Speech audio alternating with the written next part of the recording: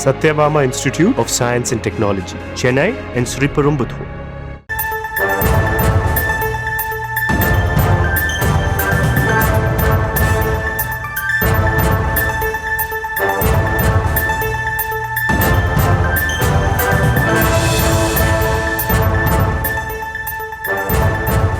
தற்போதைய அண்மை தகவலை பார்த்துக் கொண்டிருக்கிறோம். அமைச்சர் செந்தில் பாலாஜிக்கு எதிரான சட்டவிரோத பண பரிமாற்ற தடை சட்ட வழக்கில் செந்தில் பாலாஜியின் சகோதரருக்கு சம்மன் வழங்கப்பட்டிருக்கும் அண்மை தகவலை பார்த்துக் கொண்டிருக்கிறோம். விவரங்களை நம்முடைய செய்தியாளர் மதியழகன் வழங்க நாம் கேட்கலாம்.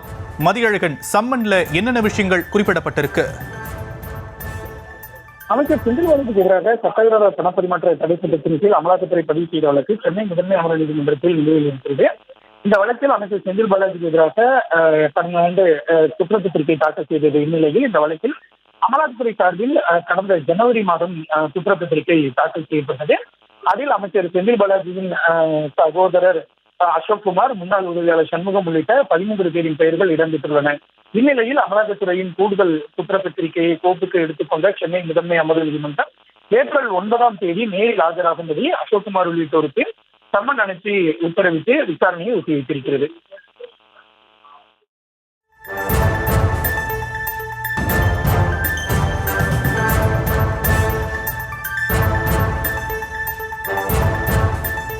விவரங்களுக்கு நன்றி Mathiyazhagan. Satyabama Institute of Science and Technology, Chennai and Sriperumbudur.